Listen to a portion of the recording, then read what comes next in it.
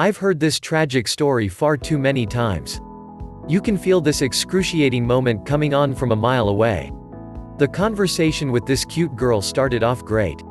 She's smiling, laughing, clearly becoming more interested and more attracted as you continue.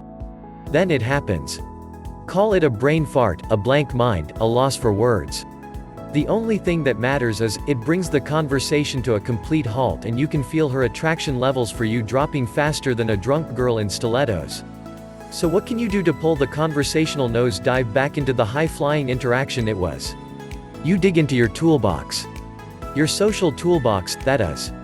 I'll share with you my absolute favorite conversation-saving tool. This is a guaranteed way to save any conversation with a girl, plus it's so perfectly constructed that it easily allows for sexual innuendo to get her mind in the right place while still being in the context of pure, non-needy and fun banter. It's a little game one like to call FMK, and it will be your new best friend. When you deploy the FMK game, any drooping conversation will instantly be turned around. You will leap beyond the average lame guys who approach her with the same old boring pickup lines and dull conversations. So it goes like this. When you start to run out of things to say, just as you can feel that her attraction is about to start dipping down, you turn to her, and you say, "Hey, let's play a game real quick." Watch as her eyes sparkle with curiosity.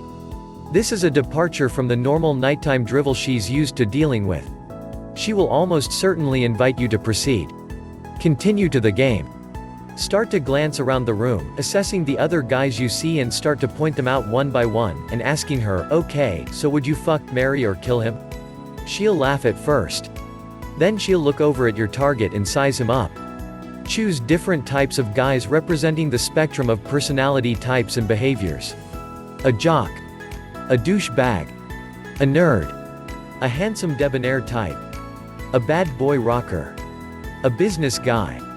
This will do a few things. 1. You will get an insight into what she values in a man, and how she operates. She will give very direct clues to how she wants to be seduced.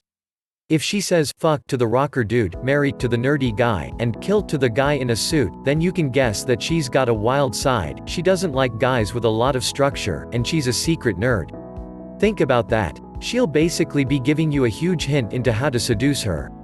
If you know the 4 things that every girl needs to know before she thinks about sleeping with a guy, it will pretty much be deal closer.